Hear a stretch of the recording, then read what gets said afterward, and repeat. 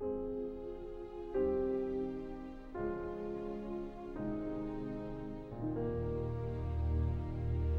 quick look around my tent will show you who is fighting this war. There's Ed, a 58-year-old grandfather from Delaware. He never complains about his age, but his body does. In aches and creaks, and in the slowness of his movements on late nights and cold mornings. There's Lyndon, a 31-year-old black as coal ex-Navy man from Trinidad, who speaks every word with a smile. His grandfather owned an animal farm and lived next to his grandmother, who owned an adjacent cocoa field. They met as children. I kind of buried my experiences and just went on with my life and continued to do my duty as best I could. And it wasn't until I actually went back and wrote the story that I realized how it had affected me. So it helped me come to grips with it. And in fact, my wife noticed that I talk about it less now. There's Sergeant Lillian, a single mother who left her 5-year-old daughter at home with a frail and aging mother because nobody else was there to help. Then there's Melissa and Mike, 2 sergeants who got married inside the Fort Dix Chapel a month before we deployed. War's a hell of a way to spend your honeymoon. There's Sergeant First Class Ernesto, 38, a professional soldier whose father owns a coffee plantation in Puerto Rico and whose 4-year-old daughter cries when he calls. If I had my way, every person that came back from overseas in any sort of service whatsoever, they would put down their ideas, their memories, their imagination. I became a writer the second day I got to Iraq. I had to get out of my head the things that I had seen and the things that I experienced up to that point. Within the first 24 hours in Iraq, I had experienced a combat descent.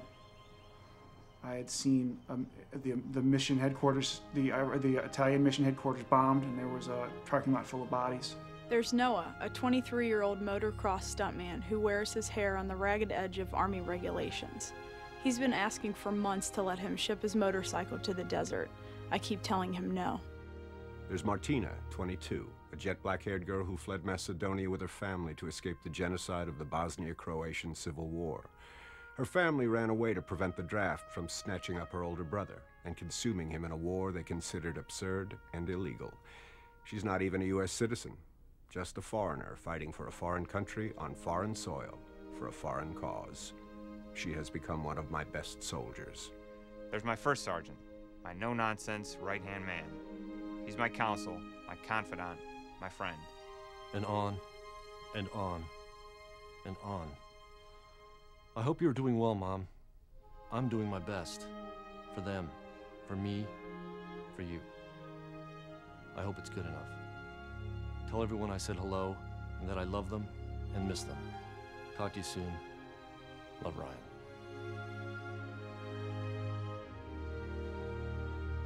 What the National Endowment for the Arts has done is truly historic. We have never before asked the troops to write about their experiences, to save their letters, their emails, their journals, to get their families to describe what they were going through. I don't write for the same reasons that I wrote in Iraq. The initial reason I started writing again was simply to convey information back home.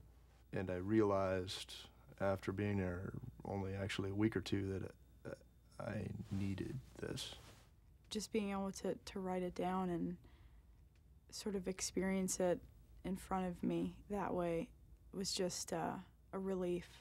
It really helped me cope with things.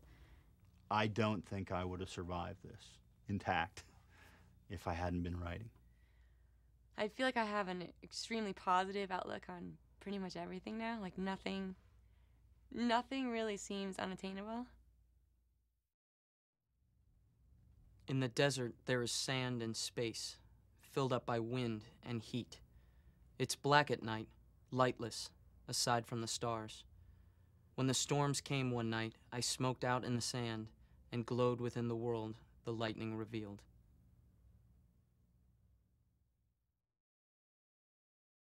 When I started to work with Operation Homecoming program, I think there was a great deal of suspicion, at least it was my sense that there was, with some of the journalists who asked me about it. I think that their suspicion was that it was somehow an effort to promote war. And I said, that's not it at all. I mean, this is about teaching people to write, teaching people to express themselves, encouraging people to respond creatively to their personal experience.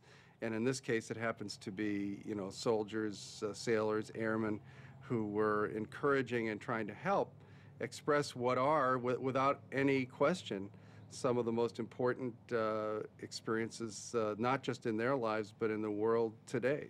Operation Homecoming is bringing these writings to the larger American population and to the world. And I think it's very important for American people to know and understand what our soldiers are going through. They're our soldiers. We are responsible for them. We've sent them there. I'm okay, Mom. I'm just a little shaken, a little sad. This is man's war, and war it is. It is not fair, nor right, nor simple, nor is it over. I know what that look is now, the one on the faces of World War II soldiers coming back from a patrol, Vietnam vets standing at the wall. But now it's us. We're dying.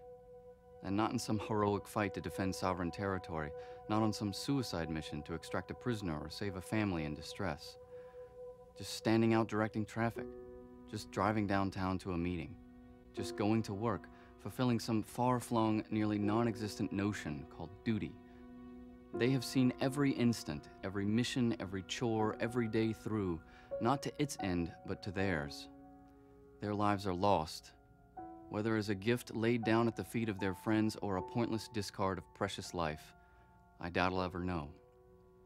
We have so little time to mourn, so little time to sigh, to breathe, to laugh, to remember, to forget. So now we rise, shunning tears, biting back trembling lips and stifling sobs of grief, and we walk, shoulder to shoulder, to the call of duty in tribute to the fallen.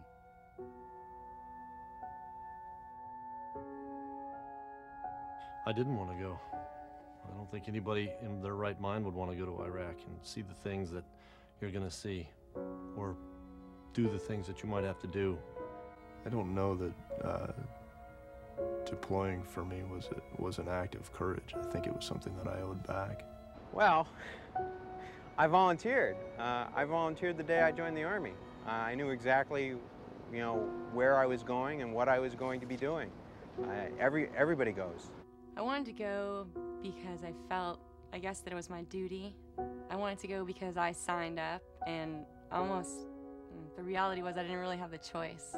When I got the call as a reservist, my commander said, "We're creating a team to go to Iraq," and I said, "Sir, do I really have a choice?" And he's like, "Not really, you're on the team, we want you." And so when you hear someone wants you to be there and believes that you're gonna go there and help and do something good, then you find it within you to have that desire to fulfill that goal and that little signature that you put on that paper years ago that says, "I'm willing." That's what I trained for. That was the function of the organization of which I was part at that time. My unit was deployed. We're out of Kentucky, National Guard unit in Kentucky, and they called us up and deployed us. So I went because I was told to. And now looking back on it, I don't regret it. Even if I did have a choice now, today, you know, I would say that I wouldn't have changed it. My uncle is a firefighter. He was a firefighter. He was a company commander for a ladder company in the fire department for New York, and he was killed on September 11th. I knew what I was getting into. So did my wife. So did my family. We sat down. We talked. My wife and I. We sat down. We talked about it, and it was important to me. You know, and so we decided that it was a sacrifice we were willing to make. I have a feeling that very young men find it hard to believe that they will die, even when they have many a scrape. I guess my answer has to be that with part of me, probably the more superficial part, I did know that I was in a good deal of danger. But I think in the depths of myself, I felt immortal. I think one reason why armies are mostly composed of 18 or 19-year-olds is because those people don't understand their own mortality. And I think there's no fear. When an 18-year-old signs their signature and they're going to go off and fight, I don't think they really understand that they're going to be scared to death at some point, because they've never been scared to death in their whole life. But then you get the 30-year-old soldier, who has seen death, who perhaps has been wounded, who's seen the enemy, who's seen what it's like to have bullets fly over your head or a missile fired at you when you're up in the air. That changes everything. I always wanted to survive, and I had a wife and very young daughter to come home to. Lots of things I wanted to do and say. War is about people living at an extreme, being in a situation where you choose to fight rather than submit to one thing or the other. And that ultimately comes down to generally young men with weapons facing each other and fighting to the death. And you can't conjure a more dramatic situation than that. I hate the idea of war, and I can't wait for it to begin. Every soldier in Kuwait feels the same way, even though we never say so, never in fact talk about it.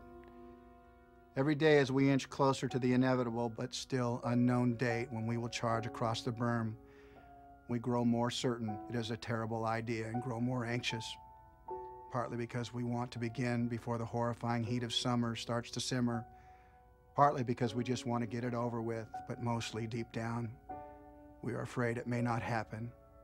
And even though we don't want it to happen, we have grown to count on it.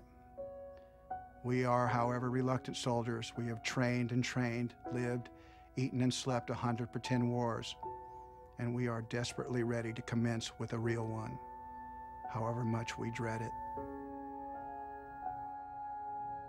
I'll tell you, where we were, see, if the war lasts long enough, when you're a front lineman in the infantry, you either got a so-called $1 million wound and come back, or you're dead. And I've had guys on my squad stick their legs out of the hole and lay there for hours trying to get their legs shot off. You notice almost in every American conflict, and perhaps in foreign wars too, there's an arc that undeniably there's a kind of exhilaration about going in, about suiting up and preparing yourself mentally for battle, and in some ways looking forward to it. The adrenaline rush is like nothing anyone has ever experienced. But what you notice over time, as you start to see friends die, as you see civilians get killed, that sense of exhilaration is tempered by a new reality, which is the horror of war. And perhaps the most moving and insightful comments ever written about warfare are by those who've seen it firsthand and know how terrible it is. Being in a combat zone and talking to your families back home is kind of like the proverbial 800-pound gorilla in the room. You just really don't talk about it. When we call back home or we were right back home, we talk about you know, the food and the weather and our plans for when we get back. But you just never really touch on the danger. We both know it's there, but you just kind of ignore it and go on. You see a whole spectrum of emotions coming through in this literature, but they become amplified through the lens of war, because these are life and death circumstances. So love letters have a little more passion to them, or a journal might have a little more intensity, a little more intimacy expressed in them, because every troop realizes that this could be the last thing they write.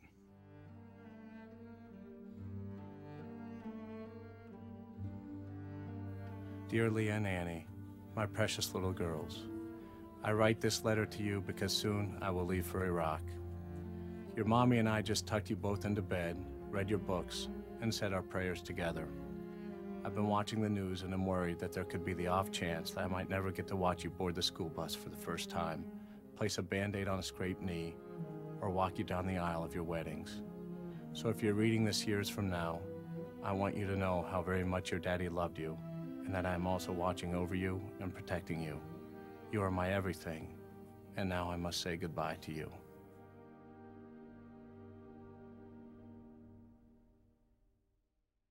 What is unique about Operation Homecoming, and I don't think there's been any other program ever quite like this, is that we are talking to these troops just as they are leaving the battlefield.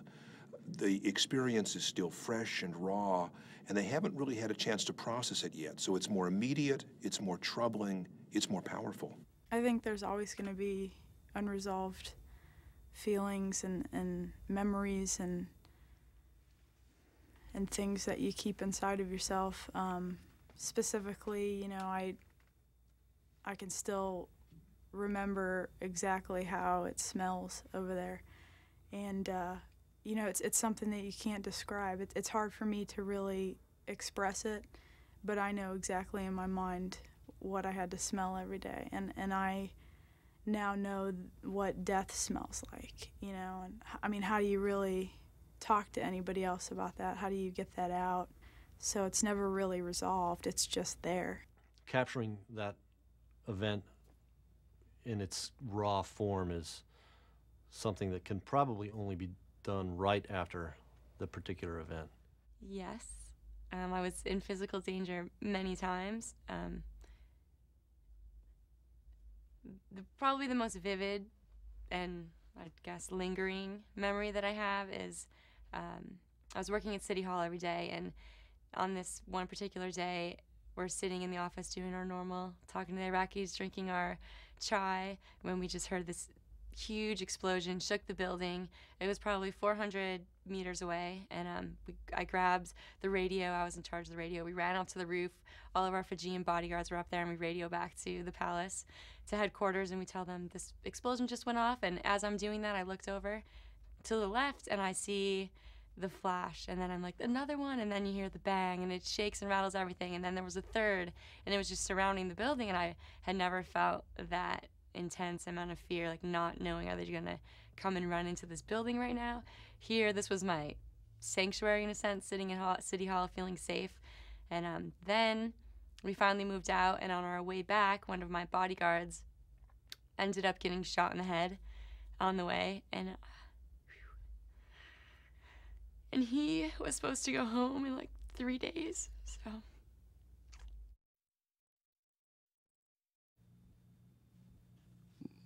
I've lost people that had enriched my life in ways that I didn't even realize they were doing until they were gone.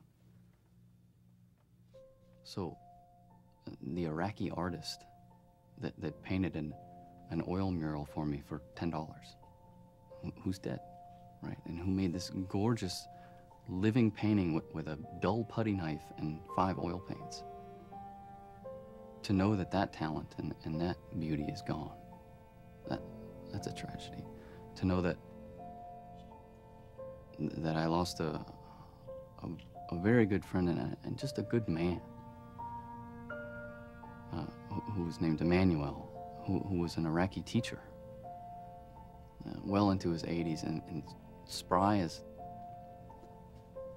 a goat, an old goat, who spoke 5 languages and had spent his life teaching other Iraqis, right? Living in a Muslim society as a Christian and having found a true place for himself, a place of stature and respect. And to know that because of this conflict, that Emmanuel is gone is a tragedy. I was pretty cocky when I deployed, and not in the sense of, I hope, bravado and, gee, I'm gonna go over there and kick Big Haji ass. But I felt that I would be able to support my team, keep my guys going, and not be nearly as affected by events because I had already had experience with various forms of tragedy, mine, other people's. I had assisted folks who were injured or, you know, had undergone various traumas already, I had buried a few friends and one daughter. And so I told myself that I would be that guy who would be emotionally bulletproof. And I was very wrong. This deep change in people, that's why they write about it. You know, you can't be that introspective, and you can't go through an experience like we've all gone through in this project. You can't go through it without looking within or back. You just can't do it. It's not possible.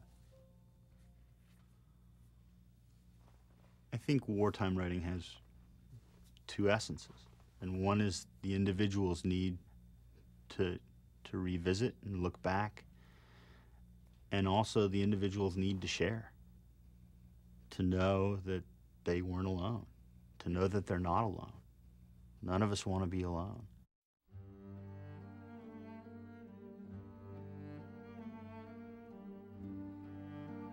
Just a week or so shy of my husband coming home, I get an early morning wake-up call from my sister-in-law. She saw on the news that a helicopter went down, a transport. My husband, Mark, flies a Kiowa, which is not used for transport. Just as I started to fall asleep again, my best friend in Texas calls. The worry in her voice makes me nervous because her husband also flies Kiowas in Iraq. I'm suddenly hit with a feeling of dread. The voice of reality in my head that I can usually keep gagged starts screaming. There's no respite from the anxiety until more details are released, and I'm sure he's safe. I think to myself, I would know if he were down, wouldn't I? I would feel it. I check my email.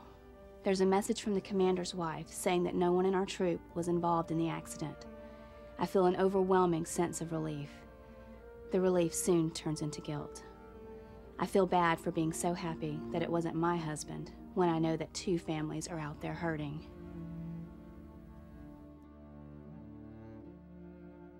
So often we focus in times of war on the front lines, as we should, but we tend to neglect what goes on back in the States with the loved ones, the spouses, the parents, the children, and the impact these conflicts have on them. And whether it's, you know, a wife or a husband now, because now husbands are sending their wives off to serve and to fight in these conflicts. The struggle to keep the home going, and the anxiety, and never knowing if you're going to get a phone call or a knock on the door, or you're watching something on the news about an IED going off, or a bomb, or an attack, or whatever it might be, wondering, was my husband there? Was my son there? This is the day-to-day anxiety that these men and women have to live with on the home front. It was always hard to ask people for help because I think the military, even as a military spouse, you're trained to be very self-sufficient, and it's just difficult to be needy when you want people to feel like you're brave. At the time when my son Charles was wounded, I don't think I've ever felt so totally helpless in my life. He was a world away. I had no idea exactly how serious his wounds were, although I knew they were very serious, but I had no idea if they were fatal, what other complications might ensue. I couldn't get to him. I realize now that sitting down and writing these emails was a way for me to feel as if I had some control over the situation, as if it was a way for me to do something that would help the situation. And that something was letting our family and friends and other people who cared about him know what was going on. My husband told me that it helped him do his job knowing that I was back home taking care of things, and he didn't have to worry about what was going on at home because he knew that I had everything squared away. Just getting one line would just make me happy. Then later on, I began to express more of my own feelings in them rather than just being sort of a documentary of what was happening. And that became very therapeutic for me, and I was very grateful that people allowed me to do that. I wish that there had been some sort of network. I think that would have helped me to talk to other people who had family members abroad. I've never thought of that I've done anything extraordinary. I've just been a mother, the best mother that I could be to my son in a time of great need. I would have these formations in the hangar once a month just so the guys could get together and see that everybody was still alive, basically. And when they would come to me and tell me about their problems, I would imagine their family standing behind them, all their friends and all of their grandparents and their mother and their father and brothers and sisters standing behind them as they were talking to me, and as a reminder of my responsibility to them. Those who send young men and women to war need to realize that they're not just sending young men and women to war, they're sending families. I know it sounds crazy, but I just now finished doing the last load of laundry in your clothes hamper. 4 months after you left, I'm finally wrapping up your laundry. I just couldn't bear to wash clean the last things that you touched, or rather that touched you. A sock did me in a few nights ago.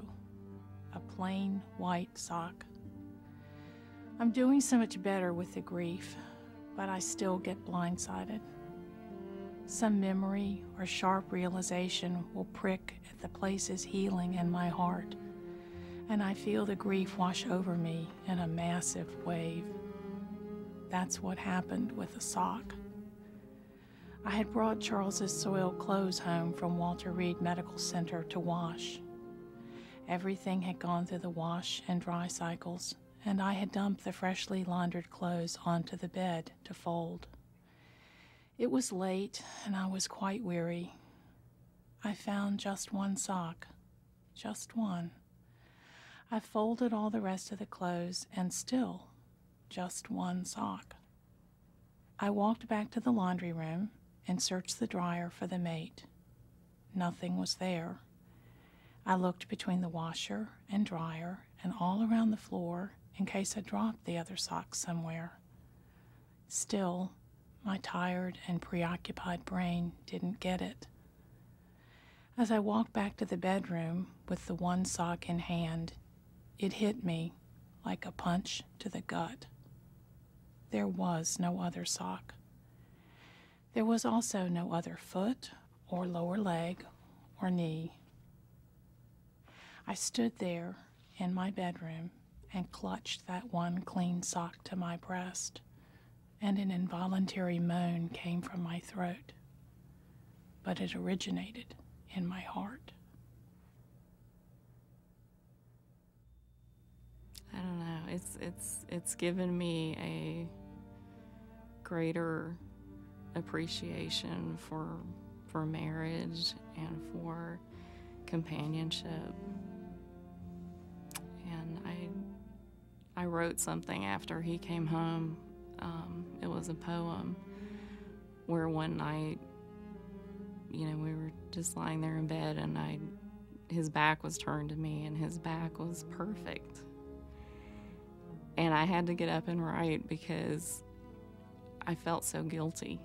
I just felt guilty that he came home and he had no physical marks. Nothing had happened to him. And I was thinking of all the other families that couldn't do that didn't have each other anymore and that came home injured. And I don't really know how to explain what that guilt feels like, but I still feel that way sometimes. It's like when I hear about soldiers dying on the news, it still is like a knife in my heart. And I feel so grateful. There isn't a big enough word for that depth of gratitude, because he came home and he's fine. And it just feels like a miracle when I look at him.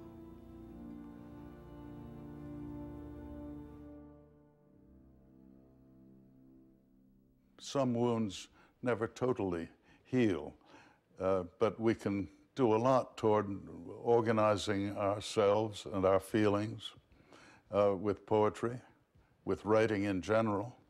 I think all of us, when we first come back, we don't want to talk about things we saw. I know that was the way I felt, and our son here, it took a long time for him to even mention some of the things that he went through. But I think if there are things that are churning inside us, we had better find words for them and tame them in that manner, become capable of facing them in that manner. That's a large part of what writing is. I'm not talking strictly about therapy, but I am talking about health. It is healthy to be able to find words for as much of your experience as you can. Spearheaded the Battle of the Bulge. The 9th Infantry, 2nd Division, spearheaded. There's nobody ahead of us but the Germans. I was a little nervous coming here today because I wasn't sure how Daddy would react. He didn't even talk about the war and his experiences until probably a little over 5 years ago. Choked a Gestapo to get death one time over there because he just killed an old lady. He said that she notified us where they were at when they come home about 6 weeks after I was home. I got my wife. It hadn't been for her father and mother, I'd have killed her. Same way. It was a I mean, he almost choked her to death one night. Her parents pulled him off of her because he was reliving what he had done over there. You know, he's probably not the only person like that came back from the war that was unable to talk about what had happened to him. When you're faced with real trauma in life, when something really awful happens, you, for a little while, are obliged to set aside your horror. You have to deal with it. It's you're not allowed to be grossed out or horrified or terrified, or you just can't allow those emotions to run you, and because you could lose your own life, or you could lose the lives of the other people who are depending on you. So I think that, in those traumatic episodes, you'll hear soldiers talk about them very matter-of-factly, and, thinking in terms of their training. What do I do right now? What do I do next? What do I do next? How do I stop this bleeding? How do I get a field dressing in place? How do I fasten it down? I mean, you are saved, in a sense, from your terror by the practical necessity of addressing an immediate problem, and you're not allowed to give in to the luxury of horror. I silently cursed the moment I had accepted Lieutenant Colonel Stein's offer to act as his operations officer at Kandahar. I didn't have the depth of experience to handle these affairs, and I was certainly not the inspirational leader these men needed right now. I was afraid, terrified, in fact, that I would make a mistake. Finally, with a deep breath, I began. Komodo 1-3 has diverted at Bagram. Nods of understanding greeted me as I braced for the next announcement. The QRF has completed their search of the crash site. The group held their breath in unison. They've recovered all 6 bodies. There are no survivors. Some bowed their heads. Others simply stared, lost in their own thoughts. One of the men began to cry silently. I stood quiet for a moment, not necessarily out of any desire to allow them to absorb the news, but because I simply had no idea what to say next. In a flash, I understood. My job was actually very simple. I had to act, to lead, that was all. Whether I wanted the responsibility or not was irrelevant. I had it now, and it was my duty to pick up the mantle left by our commander and lead these men to the best of my ability.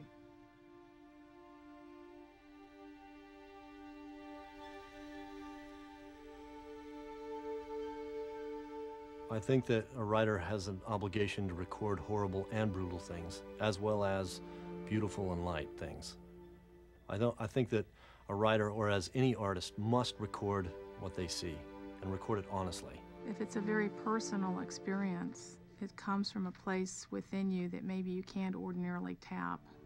So what I would do is try to observe the little things about my guys, just the little actions, their little movements, or just try to record that for the future. When I write, what I try to do is address the major issues that I have that I'm thinking about in my head at this specific time. So in regards to Iraq and what I experienced there, when I stepped off to the side, when I was done with my shift or done with my operations for that day, I would go through in my writing and put down everything that really, you know, that hit me, that stressed me out, you know, that made me scared, that made me nervous, you know, that put a sick taste in my mouth. I would put all that on paper as a means of just re-examining it and coming to grips with it. I guess you call it facing it, really. And so for me, it was very clear precisely what I wanted to write. And it came very naturally. In fact, it came more than naturally. It was a need. It was a flood. You go to Rome and you go to Greece and you look at those falling down buildings. That's what's left of the politics, but the words are still there, just as powerful as they ever were, and with just as much force. Well, words in the military are everything. It's your honor. It's orders that have to be fulfilled. It's assignments that are made. And so their integrity is imperative to what they do. And I think that's a big part of it comes through in their literature as well. There's no stronger way of understanding the meaning of life than to be in the presence of death, to understand how fragile life is. Everyone who returns from a war returns changed, because they've been gone through experiences that have forced them to really understand what it is they want. Why do they want to go on living? And as readers, we can get at least a fraction of that into our own lives. How many times did you fear for your life? Honestly, once, twice. I was involved as the supervisor of the Visitor Control Center when we got a call about a vehicle that had arrived from one of the gates. I want to start over and tell the story from the beginning, because I'm kind of taken aback that I was going to tell it. Take your time. I haven't told this story. I've never told this story to many people. I was working my first or second week as the head of the Visitor Control Center when we had been told of a vehicle that was BOLO, to be on the lookout, of purple or dark-colored Caprice that was a possible car bomb, had just driven past one of the gates towards our building. And the guard called us and said, "There's a BOLO Caprice heading towards you." So we immediately put on our flat gear and we went outside to look for it, and it wasn't in our parking lot with all our vans and all our trucks. And at the edge of the parking lot, it was sitting on the other side of our fence, doors open, engine running. And I called our Visitor Control Center, I called Defender, I called our Security Forces Control Center, and they said, run like hell. And I ran into the building and I said, "Everybody out, we're evacuating, we're getting out of here, we're leaving now." And all the Iraqis in the building got up and started moseying towards the door, and I said, "Move, we're leaving now, we have to go, we gotta go." And so my crew of people who I'm in debt to started moving all the people out, and I grabbed 2 or 3 guys and said, "We got to get this car secure. We got to make sure all this field, this paddock, this area where we are, we have to make sure there's no more people in it." So we went out the door, and we came around the corner, and the car was gone. And we looked up, and there's a crowd of our Iraqi civilians walking down the street, and the car had come around the corner and was about to drive right into the middle of the crowd. And one of my guys was in the street. We were on the other side of a concertina wire, and we couldn't get to the car to stop it. And I honestly thought that car was going to drive into that crowd and blow up. And that's all I could think of, is this is Khobar all over again. One of the guys was on the other side of the fence, and he stopped the car, and we crawled through the wire, and we pulled out 2 of the most terrified-looking old men out of this car and secured them. The police showed up, we secured them, jumped them in the back of a Humvee, and we drove down to another area. It was the first time I've ever driven in a Humvee. Kind of an auspicious beginning. And it turns out there was nothing in the car, and it turns out that those two old men were just working on the cement plant on the side of the fence, but the car was the same, and the doors were open, and the engine was running, and for about 5 seconds there, I thought that was a car bomb, and it's running straight towards me. And It's the closest I've ever come to shooting somebody. And it was my day of not really wanting to be there. That was the morning. That afternoon, the Iraqi ambulance with the child showed up. There was an American Humvee that we were told was arriving on the base that was going to be meeting an Iraqi ambulance to transfer an Iraqi bombing casualty from a bombing that had happened the week prior when we arrived. And the truck shows up and there's nothing in the truck. The Humvee shows up, there's nothing in the Humvee. And we said, so what's up, guys? So we're here to meet the ambulance. He says, what are you bringing? He says, we're bringing a body. And the body was the size of a pillow. It was a baby. And I'll never forget the sight of that 7-foot-long body bag folded in thirds with the handles all around it with a little pouch inside it. And the body had been wrapped for burial by an Egyptian World Health doctor that was working on the base. And they lifted it out and they carried it very carefully over to the ambulance and they laid it in the ambulance and they belted it down. And I wanted to throw up. I had gone to Iraq wanting to see something interesting. I had gone to Iraq wanting to see something, I wanted to see a war. That was 60 seconds ago. And all of a sudden somebody had carried this body out of this ambulance, this little baby that evil took. And all I wanted to do was breathe. I just sank to my knee. The ambulance drove away and the Humvee drove away and there was like 6 or 7 of us just standing there going, what the hell was that? What the hell just happened? How? And I just walked off. I couldn't breathe. I couldn't soak it in. I just didn't know what had happened. I just wanted it all to end. I wanted to back it up. I didn't want to see it. I had that in my head. And I sat down that night and just started to type. And I didn't stop typing for about 6 hours. Didn't sleep that night. Didn't move. Just type. And what I wrote was pretty visceral. And I never sent it out. I couldn't share it. It was mine. It was my little piece of my pain. I couldn't share it. It was too raw. Full of swear words, full of feelings, full of emotional things that just like random sentences just hitting the page. I just couldn't, just as it would hit, I just start typing it. Without the ability to write that down, I probably would have just gone crazy.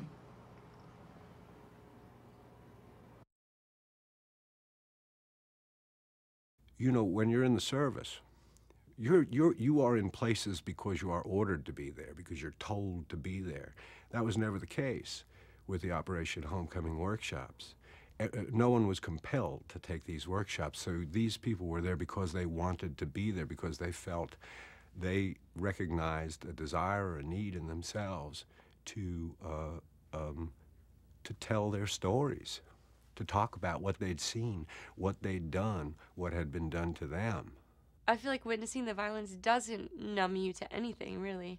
If anything, it makes you more aware of everything that's going on around you. It makes you hear about a death or a shooting or anything just in your town, your local area, and it opens your mind that much more. It brings back other memories, and now's the time to put that down. So it does bring you closer. It doesn't numb you or push you away.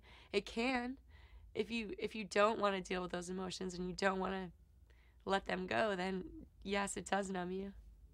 I encourage students, again, I keep saying write with your experience, not about it. I used to take a long way around by saying, let's say when you were 2 years old, you were eating a chocolate chip cookie and you saw somebody hit by a car and you don't have any memory of that, but every time you're around chocolate chip cookies, you're scared and frightened and your palms sweat. If you write about somebody afraid of chocolate chip cookies, it's a failure of the imagination. But if you write about somebody who's afraid to get on a train and you use your fear of chocolate chip cookies to deliver his fear to get on the train, then, you know, that's fiction. You're asking me, did I enjoy combat? I enjoyed the game. I mean, not just something you're gonna dream up to do every day. Honestly, I was good at it. It's the simple things that make you good. It's not that you can shoot straighter than anybody or run faster than anybody. It's but your senses, they get very sharp. And you learn to cook and eat what's out there. You learn where to find water. You know where not to walk. As simple as that, man. If it's too easy, don't do it. There's gonna be something you're gonna step on and somebody's gonna get blown to hell, man. If it looks too easy, it is. Don't you let nobody smoke around you when you're on a dense area. Just don't ever light up in the jungle. And don't you leave anything behind that they can use it.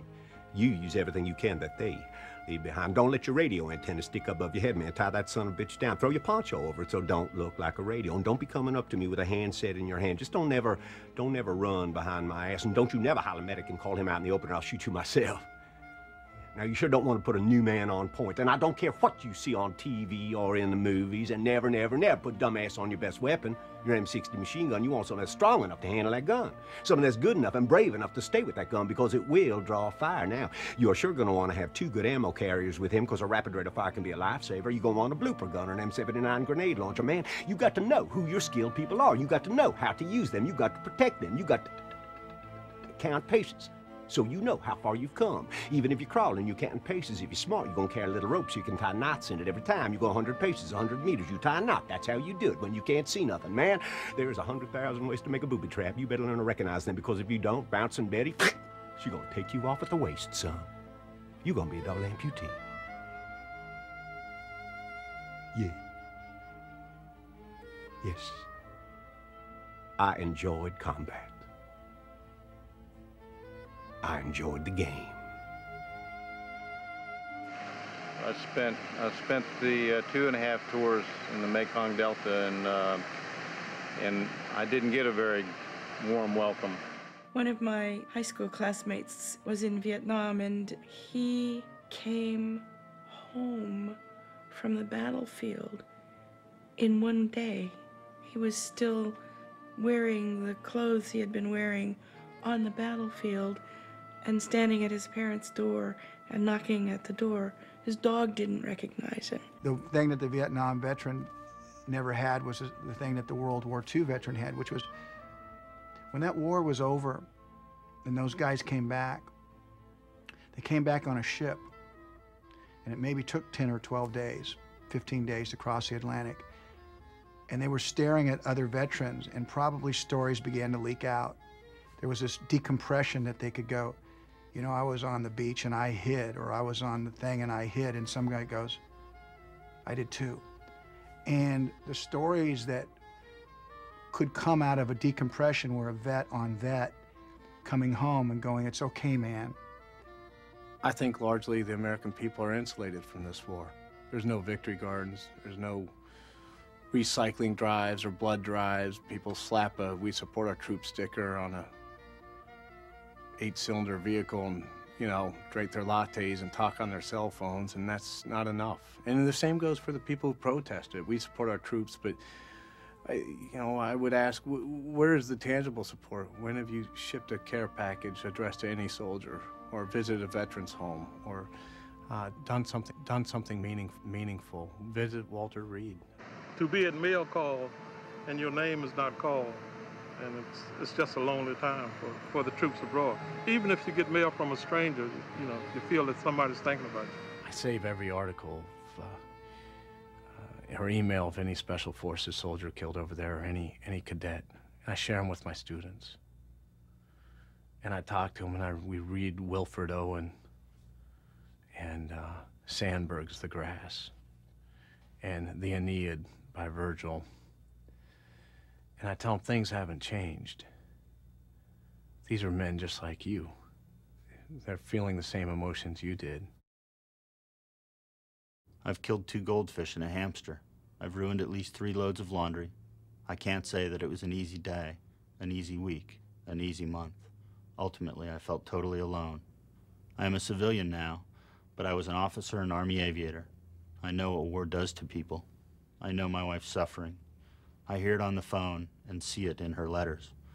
Over time, I learned how to be a father and a mother. I start each day with I love you and end it the same way. At night, the kids sneak into my bed, kiss me quietly and whisper, I love you, Daddy. The good news is that once you turn everything pink, it stays pink. The fish went to the porcelain graveyard with Snickers from the older kids and a somber eulogy from the youngest. I'm not sure when it happened, but one day I walked into my house, looked at the dirty dishes, the dirty clothes, the dirty kids, and the light came on. This is a new world where our mothers, sisters, daughters, and wives go to war. Gentlemen, we had better get prepared. Ready?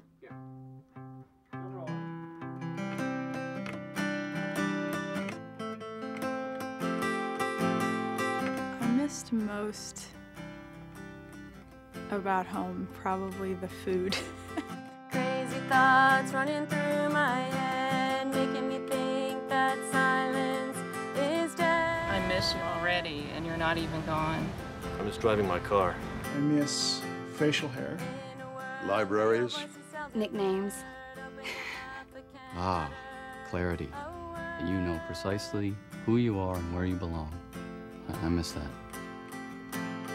Here we are searching for justification in a nation searching for its salvation. Who's gonna take away my frustration? Deborah, I miss the parting of your lips as we kiss. I miss sleeping with you, our bodies entwined into each other as a soft whisper. And I miss our home, built of work, sweat, and years of sacrifice. Dreams are our destiny in this waking life. Even the small things, coming home and sitting on a porcelain toilet. Fishing and being with my family. I missed seeing him be a dad. I'd miss him being there next to me in bed. The thing I missed most was just hanging out with him on the couch, watching a movie.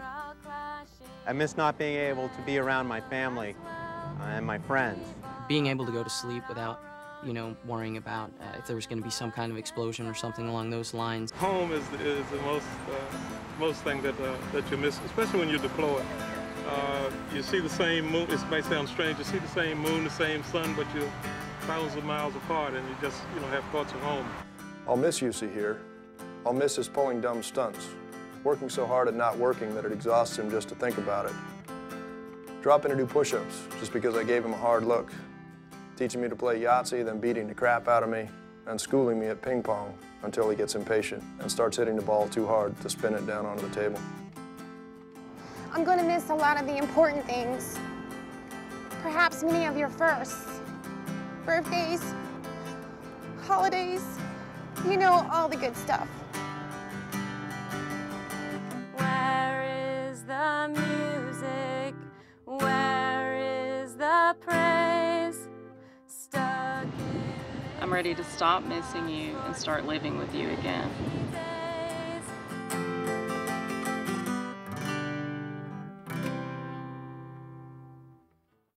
Dirt, road salt, snow, and oil smother the underbelly of our dinosaur Suburban. Daisy pawed her ball under the steel carcass one more time. The frost gnaws through the knees of my jeans while I jab with a shovel at the tooth-rotten toy that soaks in a soup of slush between mud-drenched hubcaps on the snow tires you bought. I see you, 11 hours away, hunched over just like me. You curse under your breath, scanning beneath your Humvee for traces of a car bomb. Some people ask me, what was it like going to the war? And I say, well, as a writer, it was a great, great experience. But as a human being, it was a terrible one. The misconception about writing is that it's somehow to stir up the bad ghosts and everything, and it's unhealthy. It can lead you to some kind of unhappiness. Writing is healthy. Every time it happens, it's an act of mental health. Every time it happens, it's an act of confidence and grace and humility and all the good virtues. I don't care how bad a writer is as a person living his life. When he's writing, when he or she is writing, they are virtuous. That's a virtue. It's a blessing. We finally made eye contact. As she was looking at me, I pointed to the blonde hair pulled up into a small bun at the back of my head, trying to make her realize that I too was a girl. A smile suddenly came to her face, And in that moment, I remembered that females of this culture do not have the same freedoms that we American women possess. I handed her a full bag of candy, a gift of gold to the girl, and she almost seemed overjoyed. Whether or not I made a real difference in that small girl's life, I can't say for certain, but I know for a fact that she made one in mine. One of the first things I noticed about Iraqi women is that there aren't too many of them, or they don't really seem to exist, in that they're not out in public very often. When you do see them, a lot of them are still covered, which actually shocked me a little bit. I wasn't expecting to still see them hiding. Probably the fact that when she said thank you in English, I said thank you in her language. That too, I think, besides me showing her that I was also female, was like a sign of respect that we both had for one another. It was like we knew just enough about each other's cultures to say thank you to each other. And I hope that she takes that with her and realizes that she's not so alone, that there is still somebody thinking about her today. The people who stay home are heroes, but I think when we send people to war, we need to make conscious decisions about the people we leave behind. I mean, listen, they don't call it the Officers' Wives Club for nothing. You know, I mean, they've changed the name to the Enlisted Spouses Club. Doesn't mean they want me hanging out with them. When they were looking for the spirit mom for my 8-year-old's cheerleading team, nobody looked at me. Not that I want to be the spirit mom. I mean, if you were in Iraq, would you want me hanging out with your wife at the Wives Club every Thursday night? Probably not. You know, I met some funny soldiers, but I met some funny Iraqis. I mean, guys that just had you in stitches, and you're not even communicating in the same language. You know, when the sheikh rolls up to the gate and you ask him how his family's doing, and he kind of gives you the eyebrow, and he's like, they're fine, but I'm fighting with my girlfriend. That just kills you. Body bags must have been the stars, because later the colonel announced that the heaters in the medevac helicopters were not working that well.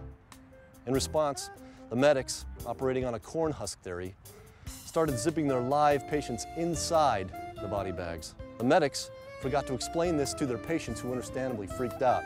An Iraqi citizen would be talking to the male soldiers around my truck. They would automatically ask if I, as a female, was the wife of one of the soldiers. I can tell you the funniest thing he ever sent me. He sent me a digital photo, and it was labeled "From Kuwait with Love." He had just gotten there, and when I opened the file, it was a picture of 2 camels on the side of the road having relations. You asked what advice I would have for other families who are deploying.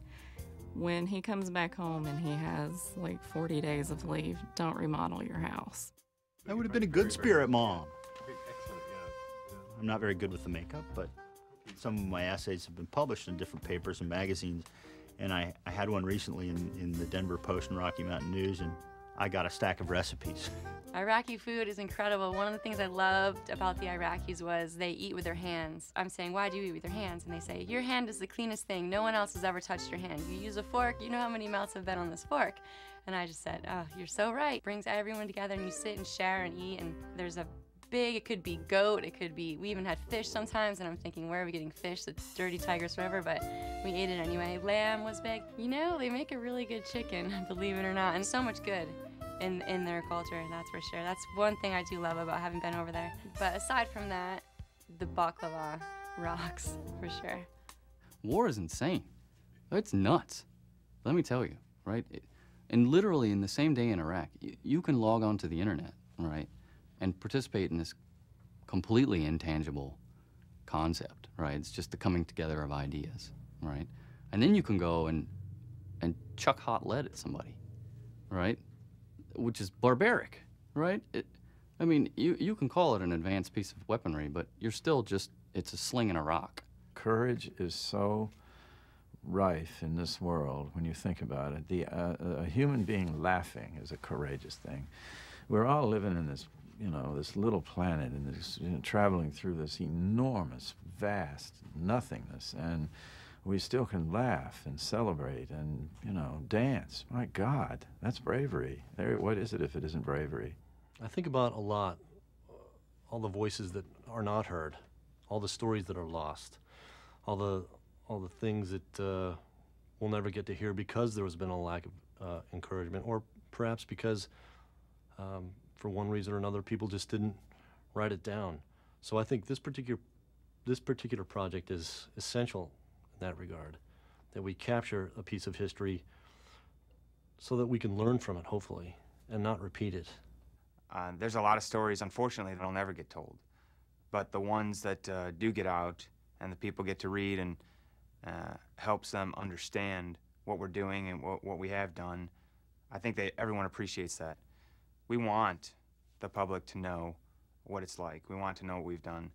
Not to glorify ourselves, just because I think we know that they want to understand. As much as they're writing for themselves, they're also writing for all of us. They're helping us all come to terms with what war does to a person, to a family, to a community, and to an entire nation. You meet somebody at the post office who might have gotten back from Iraq last week. You can't see that in him. He's not going to say, I just got back from Iraq, let me tell you my experiences. It's invisible. Until somebody you know is over there, the neighbor's son, the paper boy, the girl at the checkout counter, that's when it gets real. It's us. That's who we are. It could be any one of us. We have to understand that. We have to hear their voices. To paint life, and I think that's what you're doing rather than escaping death. I think that you're showing the commonness between all of us, regardless of race or gender or nationality or ideology. It's all about just the essential human being and how we relate to one another. That's what I think. And I think that if you can do that in art, whatever the medium may be, then it will live. I never heard the boom, crunch, only imagined it later. There was strong breaking, followed by a great deal of shouting. Somebody was wailing in Arabic, repetitiously. He was an older man, wearing a silver beard, a monumental red-veined nose, and a big, thick wool overcoat. He was hopping like a dervish, bowing rapidly from the waist and throwing his arms to the sky, then to his knees in a kind of elaborate dance of grief. I walked to the car with an Air Force sergeant and moved the older man aside as gently as possible. The victim, the younger man, had been taking his father back from shopping. They were minutes from home. We didn't find any weapons in the car. There was no propaganda, no false IDs. If we'd stopped these people at a checkpoint, we would have thanked them and let them go on. The young man had been a student, engineering, with honors, pride of the family. What we like to think of as Iraq's future. I put my arm around the old Arab and guided him to the road.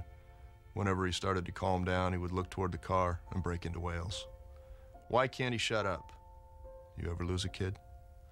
This is a pointless question to ask a soldier who's practically a kid himself. I haven't lost a full-grown son, just a little daughter, a baby.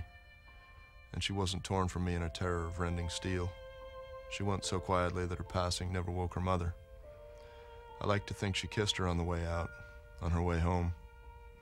But still, sitting on the steel tail of the monster that killed his son, a father next to a father, old enough to be my father, I think I knew exactly how one Iraqi man felt. I held him tightly with my right arm. What does he keep saying? The Terp looked at me, disgusted, resigned, or maybe just plain tired. He says to kill him now.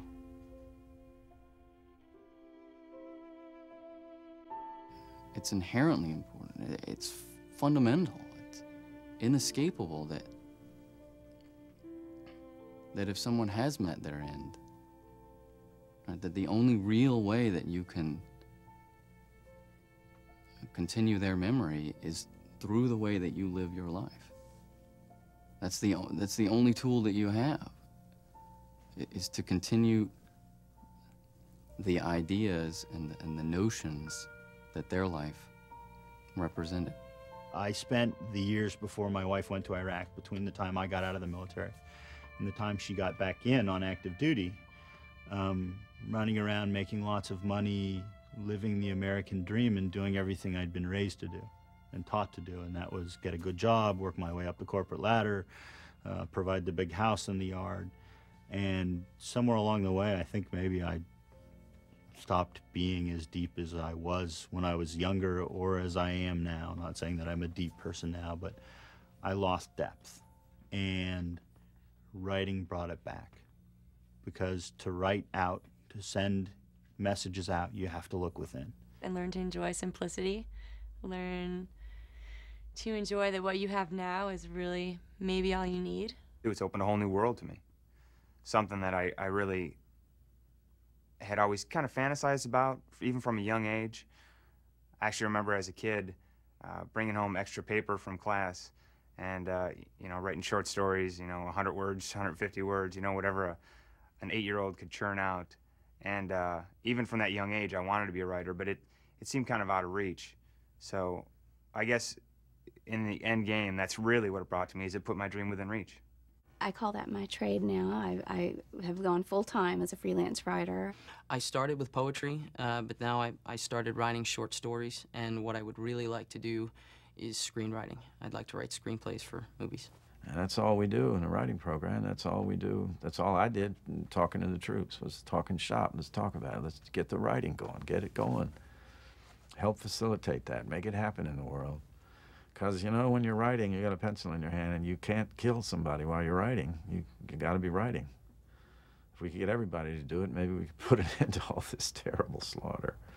It's important to me that I went. I'm proud of what I did, and even though the months and the days and the hours were hell, it's a proud thing to be sitting back on it now and just be thankful for everything. Makes you look back and sort of take everything that you have now and just appreciate it. I think all bets are off when you're fighting for your life. It doesn't come anywhere close to your artistic life. But what it should tell you is there's nothing to lose when you're dealing with your artistic life. Be careless, be free, because there's nothing to lose. It's not Iraq. The piece of paper can end up in the trash. There's nothing at stake. Let your heart, let it come out. I think the only thing I would have done differently is just to maybe have talked to even more people while I was there, heard even more stories, been involved with all soldiers doing everything. If I could possibly have talked to everyone and just heard a story from everyone, and been able to walk by every person on camp and say, "How's your son?" or "How's your daughter?" Just brighten up everyone's day. Something. That's what I guess I would have wanted to do. And maybe brought Pearl Jam over there for a little show or something. No. Well, I've just gotten here. You know, people have been before. They say it changes a person, and I can sort of understand that. I've got a little more time on my hands to reflect on who I am and what I'm doing, and what is truly important to me. So, am I changed? Time will tell. Those of us coming back from Iraq or Afghanistan are not looking for sympathy, and we certainly don't want pity. We might be reluctant at first to talk about what we've been through, good or bad, and some troops might never be able to open up, which is certainly their right. There are also things about war that people will never understand unless they've experienced them firsthand. I hope those who need to will reach out. Your support has made this journey an incredible one for me, and I couldn't have gone through it alone. Thanks for joining me. And thanks, above all, for listening.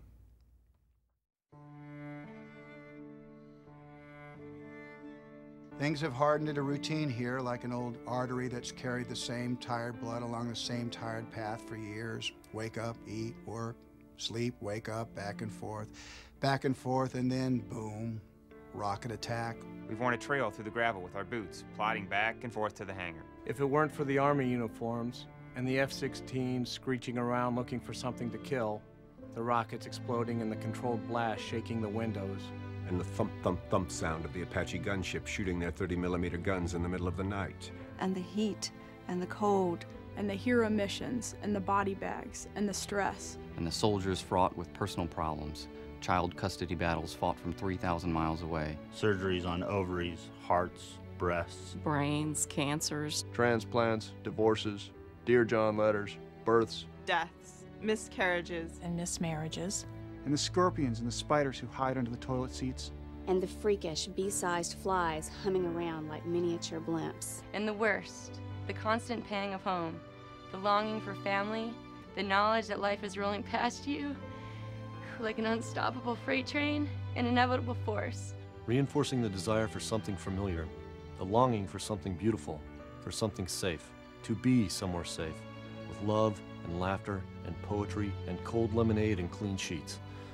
If it weren't for all that, Iraq would be just like home, almost. Tell everyone that I miss them. I think about them and you every day. I hope I'll be home soon. Peace is such a great and delicate thing.